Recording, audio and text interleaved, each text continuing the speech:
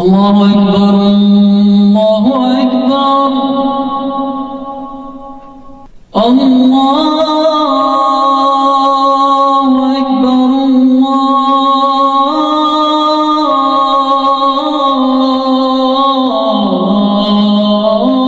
আল্লাহু আকবার।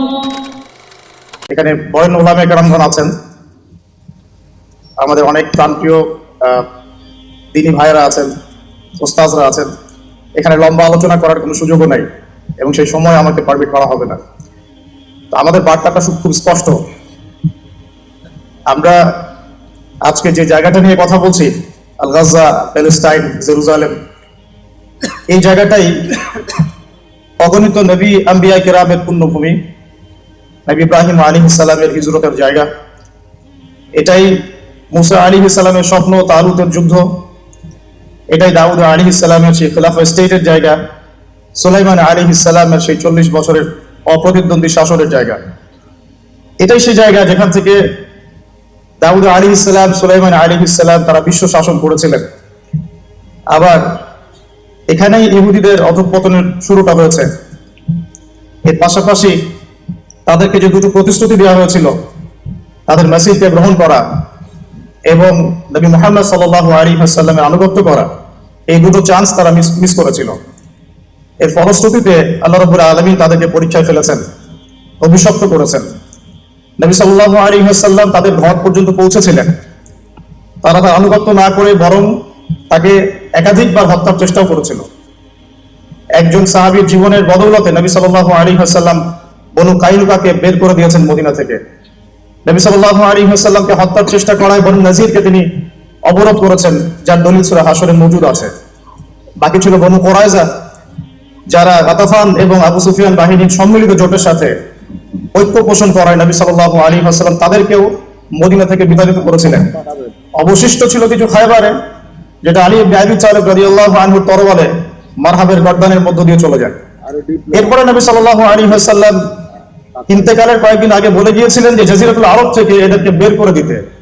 ওমর রাদিয়াল্লাহু আনহু এই কাজটা করেছিলেন। এরপরে সুদীর্ঘকাল পর্যন্ত তারা এই বাইতুল মুকাদ্দাসে সালাউদ্দিন আইয়ুবী রাহিমাহুল্লাহর মতো মানুষের হাতে এটা পুনরুদ্ধার করা হয়, আলহামদুলিল্লাহ। এরপরেও ক্রুসেড থেমে থাকে নাই। তারা ব্যাক টু ব্যাক দ্বিতীয়, তৃতীয়, চতুর্থ ক্রুসেড লঞ্চ করেছিল। এক একটা ক্রুসেডে কমপক্ষে 2 থেকে 2.5 লক্ষ করে মুসলমানকে হত্যা করা হয়েছে। ঐতিহাসিকরা বলেছেন, লিখেছেন, একদিনেই তারা 70,000 মুসলমানকে হত্যা করেছিল।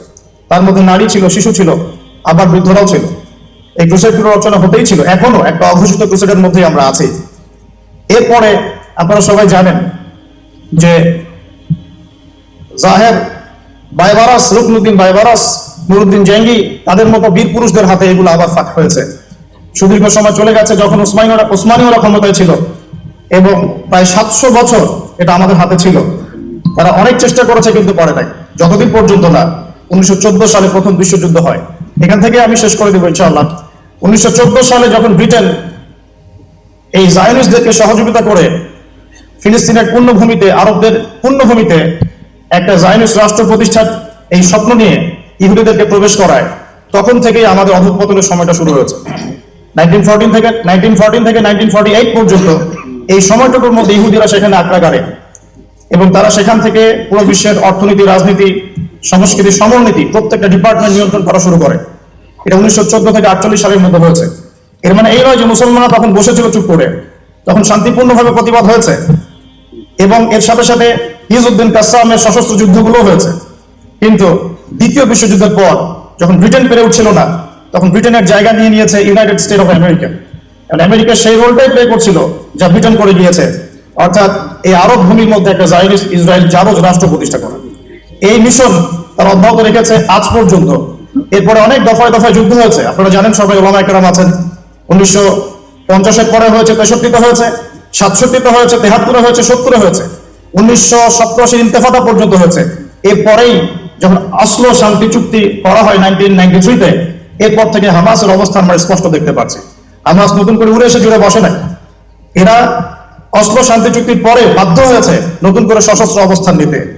এখন 1993 থেকে 23 পর্যন্ত বিগত 20 বছরের পরিসংখ্যান যদি আমরা ঘাঁটি, আমরা দেখব যে প্রতি 8 বছরে প্রতিদিন তারা ঘরে কমপক্ষে 2.5 জন করে মুসলমানকে হত্যা করেছে।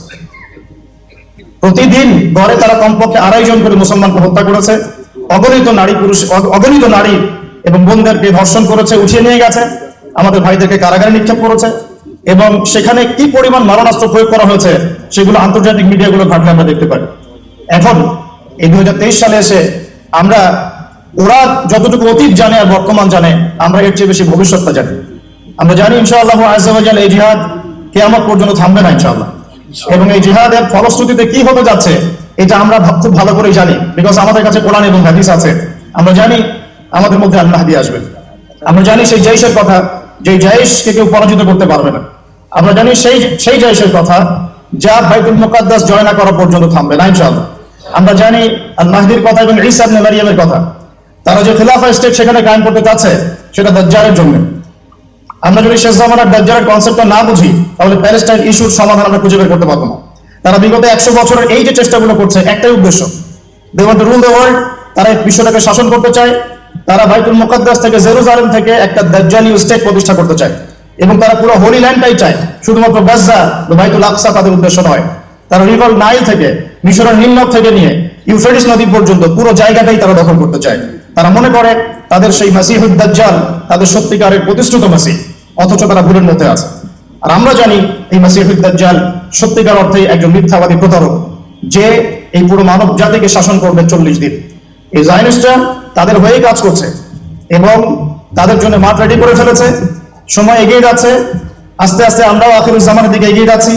আমরা এটা বুঝতে পারছি যে সময়গুলো সংকীর্ণ, এবং জিহাদ এবং যুদ্ধগুলো যত বাড়তে থাকবে, শহীদদের সংখ্যা তত বাড়তে থাকবে। আস্তে আস্তে ইনশাআল্লাহ সেই প্রজন্ম গড়ে উঠবে, যেই প্রজন্ম আল মাহদীর নেতৃত্বে বাইতুল মুকাদ্দাস ছিনিয়ে আনবে ইনশাআল্লাহ। শুধু তাই নয়, নবী ঈসা ইবনে মারইয়ামের হাতে মিথ্যা মাসিহের যে নিহত হওয়া, সেটাও লেখা আছে প্যালেস্টাইনের বাবিলুদ নামক জায়গায়, এবং সেখান থেকে তিনি ইনশাআল্লাহ আযজা ওয়া জাল অচিরেই 40 বছর ইসলামের খেলাফত প্রতিষ্ঠা করবেন ইনশাআল্লাহ। এখন আমাদের করণীয় এই বিষয়গুলো সম্পর্কে সচেতনতা, প্রত্যেকটা পাঠ্যপুস্তকের মধ্যে এই ইতিহাসগুলোকে নিয়ে আসা, আমাদের তরুণ প্রজন্মকে এই বিষয়গুলো বেশি বেশি জানানো, ইসরায়েলের পণ্যগুলোকে বয়কট করা প্রয়োজনে তাদের সাথে রাষ্ট্রীয় সম্পর্ক ছিন্ন করা, এবং তাদের সাথে সমস্ত কূটনৈতিক তৎপরতা বন্ধ করা, তাদের সাথে বাণিজ্য বন্ধ করা, তাদের এক একটা পণ্যকে মার্ক করে করে বাজার থেকে বয়কট করা। শুধু তাই নয়, আমাদের উচিত আমাদের পরবর্তী প্রজন্মকে শারীরিক, মানসিক, আত্মিক, ঈমানি সমস্ত দিক থেকেই প্রশিক্ষিত করে গড়ে তোলা। আমি আর লম্বা করছি না। আল্লাহ রাব্বুল আলামিন আমাদের সমস্ত মুসলিম ভাইদেরকে যেন কবুল করেন, এবং আমাদের সবাইকে এই প্যালেস্টাইন আল আকসাকে হৃদয় ধারণ করার তৌফিক দান করেন। আমাদের সবাইকে আল্লাহ রাব্বুল আলামিন যেন আগামী দিনের সেই বিজয়ী কাফেলা শরীক হওয়ার তৌফিক দান করেন, এবং অ্যাটলিস্ট সেই জজবা আমাদের মধ্যে ধারণ করার তৌফিক দান করেন। সর্বশেষে আমরা দোয়া করবো আমাদের মাজলুম ভাইদের জন্য। আল্লাহ রাব্বুল আলামিন আমাদের মাজলুম এক একটা ভাইকে, এক একটা বোনকে, এক একটা বাচ্চাকে জান্নাতুল ফিরদাউস দান করেন।